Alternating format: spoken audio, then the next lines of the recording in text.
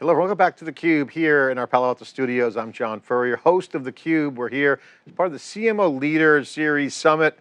It's a digital event. We're bringing together the leaders in the industry to talk about how AI is impacting the role of sales and marketing and the role of the CMO, their job, their organization, change management, the future of AI, and how it applies to reaching the customer and helping sales and treating the customer like they should be treated, nurturing them and whatnot. So we got a great conversation here with Rachel Thornton, who's the CMO of Adobe Enterprise, CUBE alumni, many times in her career. Rachel, thank you so much for taking the time to come on our program, our inaugural CMO Leader Series.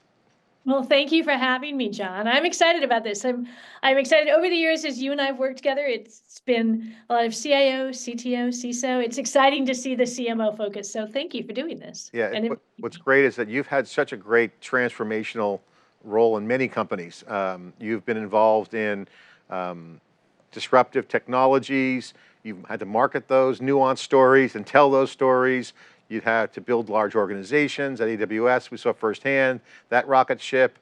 Now at Adobe Enterprise, where AI is built into their DNA, all their products are being transformed over the past few years, and now they're hitting the streets, and the value is coming, right? That's here, and it's getting better and better. So again, we love creativity, and the role of the marketer is to tap that. So your insights are welcome, and feel free to share your knowledge. So first question for you is, you've seen, I won't say old way, but we'll say the previous generations of marketing.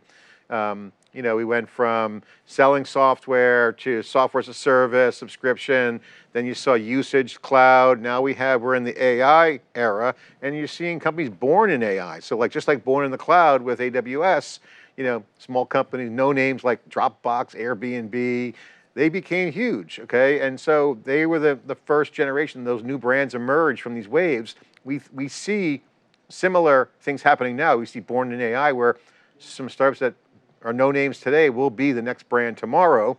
And so the ability to execute so fast with AI has been one of the key themes. So whether you're a CMO at a startup or large enterprise, you still got to do more with less, right? And you still have to, there's always budget constraints. Now, less on the large enterprise side is rich with startups, but the theme is the same. How do I tap into and actually execute a go-to-market, whether I'm launching a beachhead for a startup to get market entry, or introduce a new product for a large enterprise and deal with an existing portfolio? It's kind of the same practice. What's your view on how AI will impact the CMO? Because structural change is coming, because the capabilities are forcing the change, because if they don't change, the competition will change. Right. I'm actually really excited about the integration of AI in marketing. I mean, I've been doing marketing all of my career, especially tech marketing, and I've never been more excited about the potential. I definitely see, as all marketers are thinking about, how do we engage customers? How do we build great customer experiences? And I think when you bring your teams together and you bring in AI, you can basically say, okay, I want to unlock even more creativity and give my team time to be more creative, more innovative. And I think AI can play the role of really helping with a lot of the undifferentiated heavy lifting, if you will, of marketing.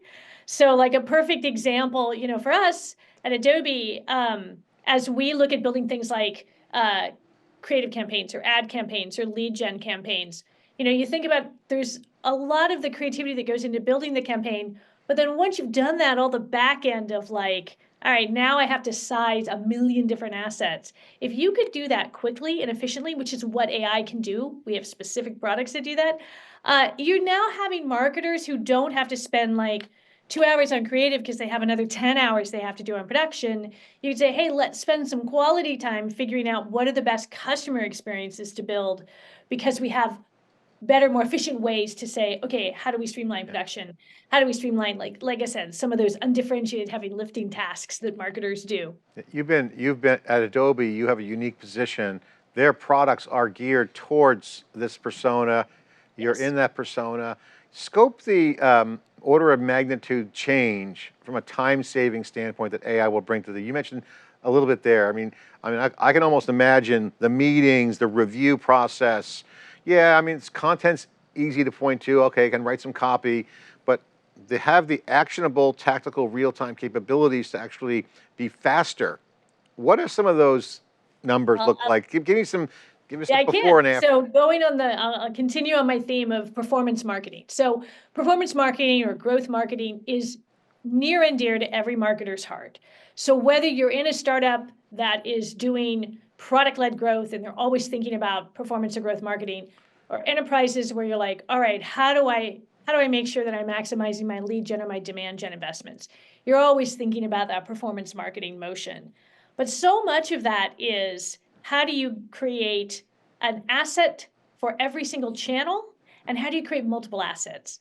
So if you're like, I have a whole paid media plan across 10 different channels, but I have to create 500 different asset sizes. Well, that's many, many hours of work. So 40 hours of looking across all of these assets, sizing these assets, translating these assets, making sure they're right for that. Now you can say, great, this can be done in minutes. Like, that is the change. And that is what is so exciting, is that now I don't have to say, if I'm a startup, I might have only 1 or 2 marketing managers. Even in the enterprise, you might have only a handful of people that are working on this. But now, instead of having them doing all of this sort of this busy work of production, you've just taken that away. You've gone down from like many, many hours down to just a few minutes. It's amazing. And it's why I'm so bullish about the integration of marketing and AI, because I think it unlocks so much more for customers. I loved your reference to undifferentiated heavy lifting. It's a nice hat tip to your former employer. Exactly. And that comes up a lot. Now everyone's living this, certainly in the CMO. Could you share your thoughts on specific things that you see in the workflow of a CMO? Because remember, CMOs have workflows. Yeah. They have data. That's the intellectual property of the company, but now they can actually tweak a little bit, maybe use existing tools and use new tools. Is there breakthrough areas that you see from that when you were previously in a marketing role years ago or pre-AI that were ungettable, like either because transformation was too long of a project or costly, skill sets might have been a problem, or just time and just, I don't feel like doing it. It's just like, oh, it's a heavy lift. So I think it's that, differentiated, but it's just too hard. So you have the right, undifferentiated right. heavy lifting, check, all day long, but there's differentiation, those nuts that were hard to crack. Yep. What was some of those in your mind that you see that are now on the table for CMOs? So I think it's 2 things that have been, again, really great to see. The use of data and a company's data. Like, if you think about, previously a marketer might have said, okay, I can see customers that come to the website or customers that respond to an email campaign or an ad campaign.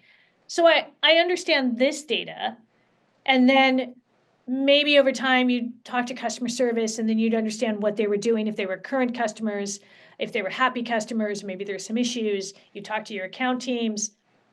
But it was a lot of cobbling together a lot of different data streams. I think, and I've seen, just as we are able to use more data, as we are able to basically integrate through much more sophisticated data integration, data pipelines, get that data together, and then build on that data, you can now create real-time, like you mentioned this when we were talking earlier, you can make real-time customer segmentation.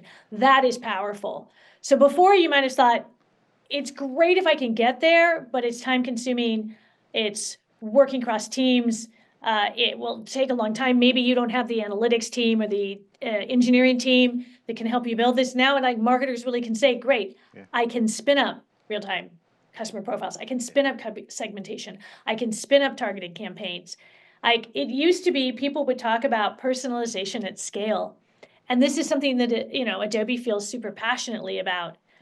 But honestly, it has taken us this integration of data and AI and marketing to really bring that to life. Now I really can say, when John comes to my website, hey, I understand who you are to me as a customer, what you've engaged with, how you've engaged with us, and I can deliver to you that experience that takes advantage of all that data and all that information and really is targeted to you. So a lot to unpack there. So let's just put the back end MarTech evolution, modernization of the MarTech stack aside for, so we'll come back to that quickly. You mentioned segmentation. One of the things that's coming out of the conversations this week, and I would love to get your thoughts on this, is when I ask, okay, if the undifferentiated heavy lifting is taken care of, I think I used that term, but pretty much what I said. And I said, and you can crack some of these nuts here. What comes out? And here's been some of the responses. I can do more in my branding side, not just doing branding campaigns, but the brand image of who we are. Much more high velocity and much more wider aperture of brand marketing, account-based marketing, and then the segmentation. Those were the three areas that kind of boiled up to like the top of, if I had more time, I could really Right. crack those. That seems to be the tactics.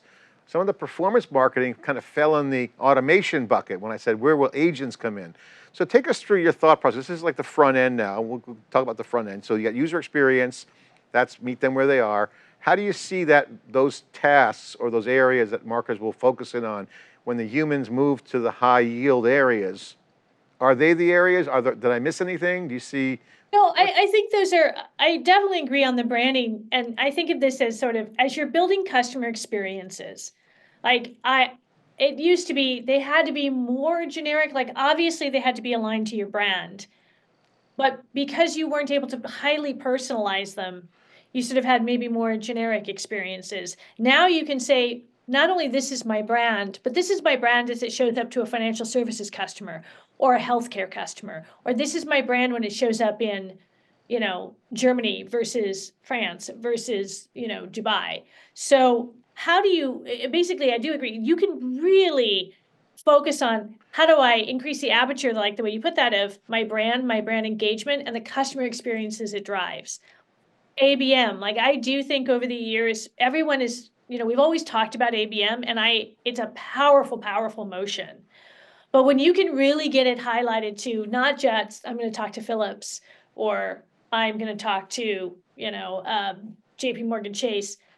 I'm going to talk to this specific person. I'm going to understand the buying groups. And then not only can I understand these buying groups, but I can target messages, creative campaigns, value props to these specific people. Yeah.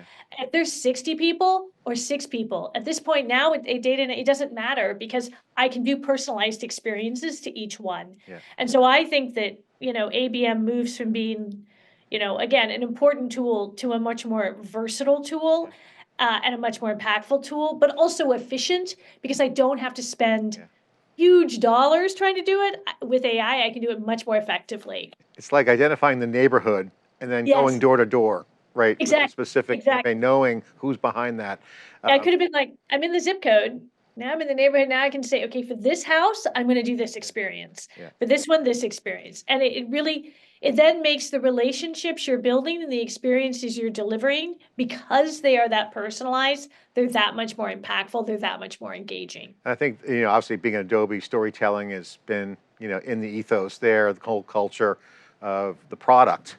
Hits that edge, right? That's what you guys do. How are you guys having that conversation internally, and how has AI impacted some of the organizational configurations, team selection? Is it more interdisciplinary? Is it, what's some of the makeup of the team formation? It is. I definitely think it's interdisciplinary. At Adobe, in my team, we have an Adobe on Adobe focus. So we are always looking for, how do we use our products? And then how do we share what we've learned and what we've done with customers? So we are customer zero. So then once we've done that, how do we share it out? And the whole team, we meet, not only, my team, but then my leadership team and the teams across the org. We meet once a month to talk about, hey, what does our latest Adobe and Adobe story look like?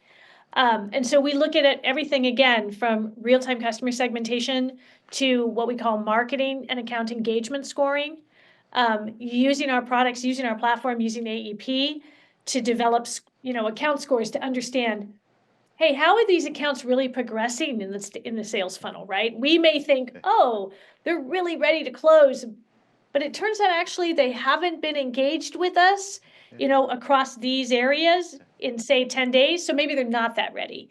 So it has really brought this additional lens of intelligence and data that we can bring to sales to say, okay, this company ready to close. This company, even though you may think it's ready to close, not actually. Marketing needs to take another turn at engaging them.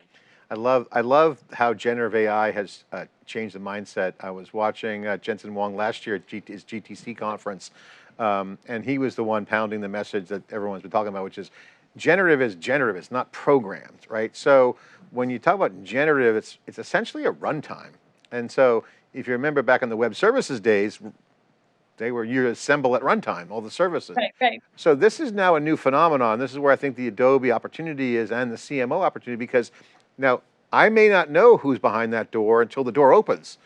That's Okay, right. give me a runtime assembly of some assets. I want the most beautiful newsletter, I'm making this up, most beautiful video montage, most beautiful asset for that person now. You got low latency, you get milliseconds, go. That Right. is a use case I see happening soon. Are you guys seeing Oh, yeah. things like that? No, absolutely. Like if you look at sort of we have our Adobe Gen Studio products. We have an Adobe Gen Studio for performance marketing. That's the one I mentioned earlier. But our Firefly services, our AI models embedded in these products, it's absolutely allowing users to then say, okay, I'm building this, I'm generating a variety of these that can be really targeted to customers, that can really personalize that customer experience. So that's happening now. Absolutely. All right, so all the CMOs watching and listening, this is something that I think you should put in the repertoire, understand the real-time nature, because real-time is also generative, but also the responses are real-time.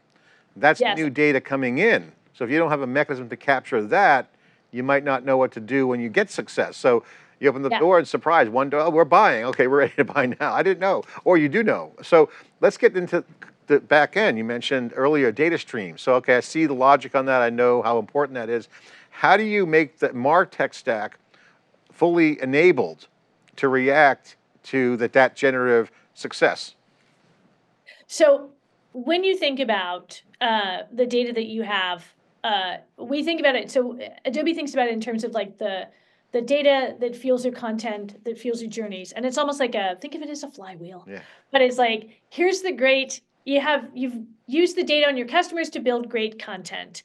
Once you distribute that content, you see how customers react, you put them on a journey, you're constantly monitoring the performance of that, and then you're feeding it back into the model to say, okay, what's the next best piece of content? What's the next best experience?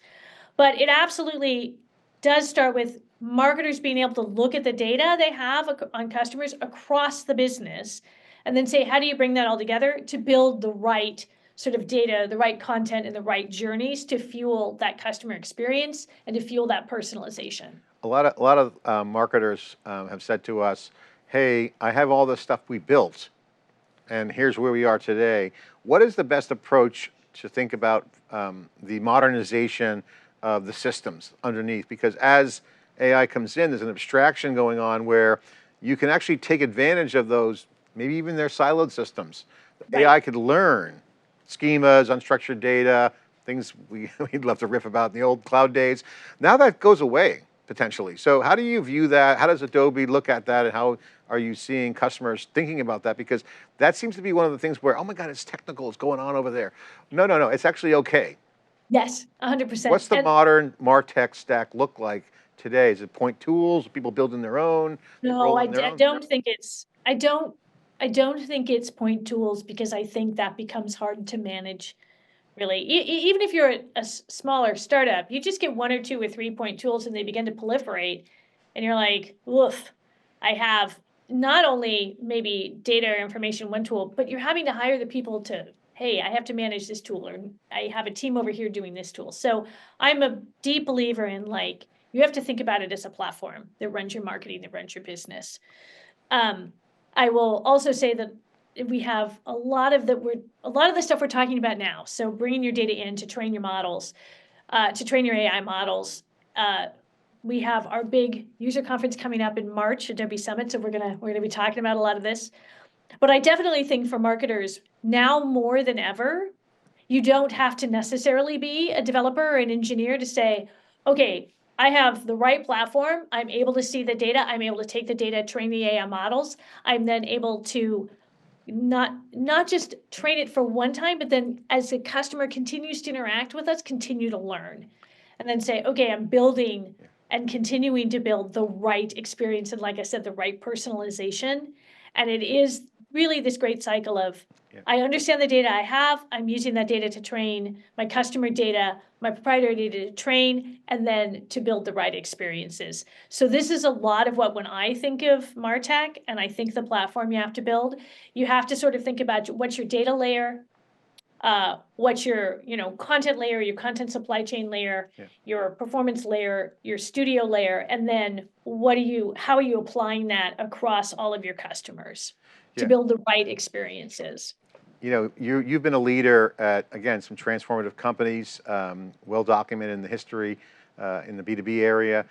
A lot of CMOs now are kind of taking that same path, at least my opinion, what I'm seeing is they're taking the same path security leaders went through. They were below the line, as they say, now they're above the line at the C level because sales are involved. You mentioned that earlier, sales are up. So it's like, at the end of the day, sales and investor confidence, whether it's private or public, these are the areas people love to care about because there's impact. They can quantify that. With the stock price or, more importantly, sales itself. That's the key. As the CMOs become more prominent, what structural changes do you see in the CMO suite that CMOs should be thinking about aligning with more of the CFO? And it might be dependent on the company, but is it CEO, CFO, CISO? I mean, obviously, a security company would be CISO, but you're starting to see more of that executive thinking around what's the structural change in an organization and how to affect that change, knowing the services is software now. Right. I think that marketers are always thinking about how can they build great customer experiences. But I think increasingly these become critical. So if you think about, hey, the better experiences, the better engagement I can drive with customers, the more I'm driving increased acquisition, the more I'm driving increased retention, the more I'm able to do cross-sell, upsell. So it's something the marketer cares about, something the CRO cares about, something the chief customer officer cares about. Obviously, the CEO cares about this because great customer experiences translate into better revenue, better growth.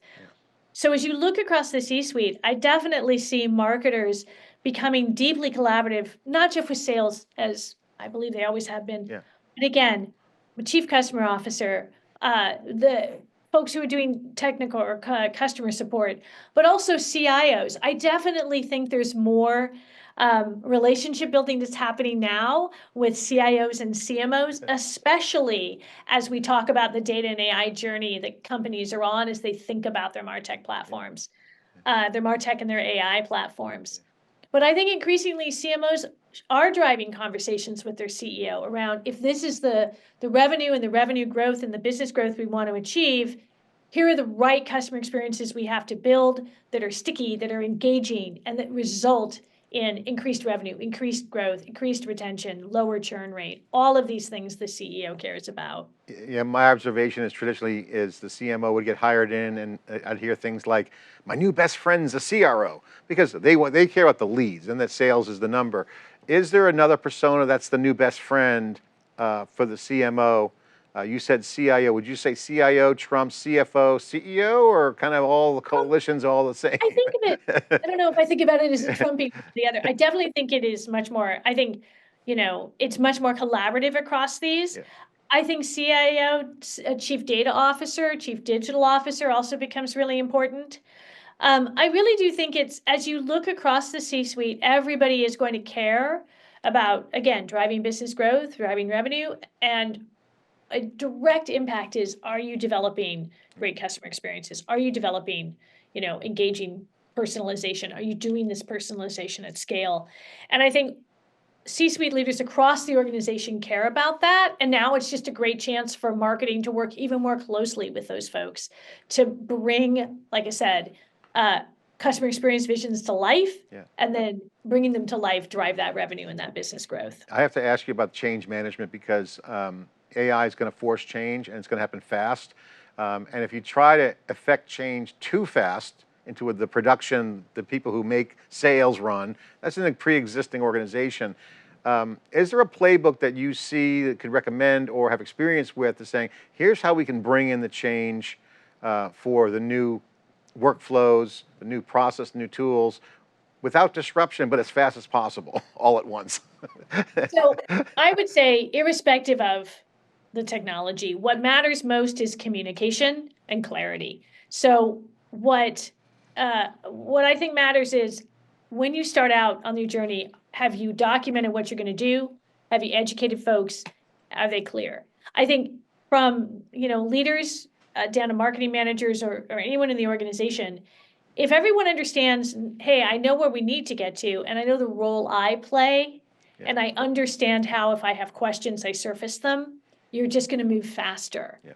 I think whenever there's an opportunity for change or transformation, it's a great opportunity to educate folks and bring folks along in the journey by almost over communicating where we're going. Yeah. Because when people feel, hey, I understand what's happening, I understand the role I have to play in it, you're just going to be better aligned and you're going to move faster across, in whatever transformation you're trying to drive. It's really great. We had an event similar to this with CFOs because business transformations in these areas because of the domain expertise, right? There's domain expertise in the workflows, the past data sets that they have. Workflows are well defined. They know who the customer is to some level. Again, they have maybe a general zip code or a generic brand message that what they want to fine tune and get more specific. So you start to see all these areas really explode in value opportunities. And so there's a trend towards competing on value, okay, right. with marketing, especially now that some of these things are starting to appear like organic decision-making, the funnel process, where's that crossover, role of communities, role of video and content, branding, priorities. So as this is going on, what is your advice to CMOs out there watching, whether it's a young CMO rising through the ranks or a turnaround or a change agent in a company who wants to really lean in a very positive, high communicated way to execute an AI playbook? I think it's understanding what are the mechanisms or the levers that drive business growth, that drive revenue, and then how are you building the customer motions that make those things happen, right? So when you understand not only how the role of customer experience, and then how that drives growth, you're going to be more informed on, okay, as we sit down as a collective team across the C-suite to build, plans, goals, impact, you just have to say, great, as we look at our customers holistically, this is what we're trying to drive. This is where we're going. And then I think the more collaborative you are across that C-suite on anchoring on a single vision for this is what we're trying to do with our customer team, this is what we're trying to do with our business. And then CMOs are really in a great sweet spot to drive that. When I think about AI, I think that everyone's excited about it. Yeah. And I think sometimes the excitement is in direct proportion to what is accomplishable. Yeah. I don't know if that's a word, but you get my point. Yeah. I definitely think that marketers are in a great position, especially CMOs, to say, I understand not only the value of the technology, but the reality, and then partnering with folks like your CIO, your CDO, as well as your sales leaders to say, what's our strategy as it relates to customers and customer engagement? Here's where, and really putting forth, kind of the CMO's vision for where AI can be applied on building great customer experiences, and then bringing along the team to, okay, this is how we want to position the business for benefiting this, and this is directly where we see AI, marketing plus AI, building great customer experiences can result in revenue, and like I said, in resulting growth. Yeah, and what's great about marketing is a lot of wins to be had too, right out of the gate. It's not a banking app that needs to hit a threshold of security clearance. Yeah, there's PII, okay, you already have that probably nailed down. Most CMOs have a good handle on that. There's easy wins, the undifferentiated heavy lifting, but then breakthrough opportunities are there. So, I'm very bullish on marketing being a leading indicator of leveraging the data and the workflows as the IP. And then Yes. I'm curious to see where the confidence comes in. Enthusiasm's great, but the confidence of where you can execute, get those singles, get on base, as they say, hit a double, don't try to swing for the fences, seems to be another theme. This is kind of where the fun is, right? You don't have to, swing for the fences. Your reaction, do you agree? And are there areas you see that are easy knockdown wins for a marketer to I kind of get definitely momentum? think that you should have a vision for, hey, there should definitely be a vision for what we can build.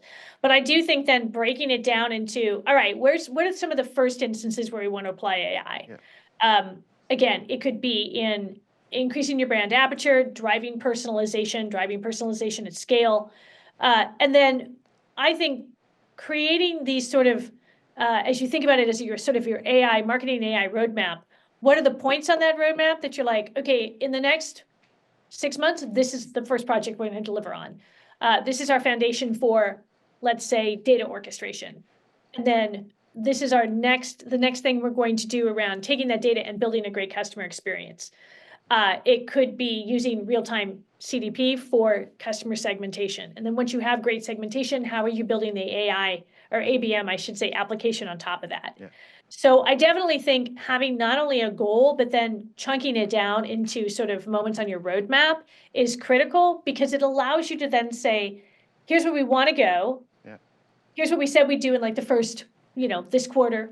We've accomplished it. These are the results. And then moving on to the next quarter. Yeah. But I do think it's that nice combination of there's so much there out there, but then there's also these great, discrete things you want to point to in terms of showing return on investment in AI, especially in areas like brand, like ABM, like messaging, creative consistency. One of the things that, we've also seen, and I think as a marketer is true for lots of marketers, you will build up great brand, you will build up great messaging, but then as you look across the organization, teams maybe have interpreted that themselves. So maybe there's, some rogue presentations that go out to customers, or there's some rogue creative. No, I definitely never. Yeah, I definitely think where you can, what is a great use case, I would say, is being able to find the platform to apply that consistency so that your messaging, your creative, all of it is consistent. We've been lucky, since I've been here, we've been working, my team is standardized on Express, Adobe Express, which allows you to do that consistency and make sure that messaging, creative, all of it across the company is the same. I'm going to say the actual same, but there's no rogue stuff. So that's been really great too. And I think that's just another example of when you're doing this as a marketer, you want to make sure that whatever you're building, it's carried on, no matter if it's in your team, the sales team, the support team, the customer team, but also if you're a global organization, that you have the confidence that it's going to roll out globally on a very consistent basis. Yeah, great to have that foundation. Rachel, thanks so much for contributing. I'll give you the last minute or so left here to share what's coming up at the summit in your world, and give a plug for what's going on at Adobe Enterprise. What's going on, what's hot, what are people resonating towards? Give an update on the event coming up. It's in March. I think it's the, second week of March? It is. It's actually the week of March 17th. Great. We will be in Las Vegas. You can join in person, you can join virtually. But I'm super excited about the AI announcements. We're going to have some key AI announcements around the platform. We are going to look at the intersection of marketing plus AI plus creativity. So how do you tell that holistic story? I think there's some great announcements on agentic. I'm excited about being here has been so great, because at its core, it's a chance for a marketer to talk to other marketers. Exactly. And that's an amazing place to be, because, you can really sit down and figure out what are marketers trying to achieve. This is what we've been doing as customer zero. And it's just so exciting to share those learnings and to share those sort of Adobe on Adobe stories with other marketers. So that'll be a big part of Summit, and I'm looking forward to that. I really see, just with AI, all of the ways that you can unlock amazing experience, but again, these highly personalized experience. The promise of personalization at scale, which I feel like as marketers we've talked about forever, is actually, it's here, because you can bring together your data, you can bring together your customer information, you can orchestrate their journeys, you can orchestrate the experiences and engagement they have with you, and really use that to drive growth, to drive revenue, to drive business. Yeah. I'm excited. Awesome. I mean, personalization at scale, the holy grail. And again, getting to the customer and producing the results, right? At the end of the day, customer sales always is the scoreboard that matters. It's always been the tried and true metric. The high order bit, get the sales. Rachel, thank you so much. This won't be the last time we're talking. Thank you, John. This has been awesome. Looking forward to seeing you soon. Thanks for coming on. Okay, thank you. Okay, Rachel Thornton, CMO of Adobe Enterprise is here inside theCUBE, part of the CMO Leaders. AI creativity is here, impacting the marketing workflows, the data, of course, the NYSE Wired and theCUBE together, making things happen here, bringing this open community with information to share, bringing marketers together to share their best practices. Change is here and the results are on the table, and the ones who sees it will have the wins and the sales to show for it. I'm John Furrier, host of theCUBE. Thanks for watching.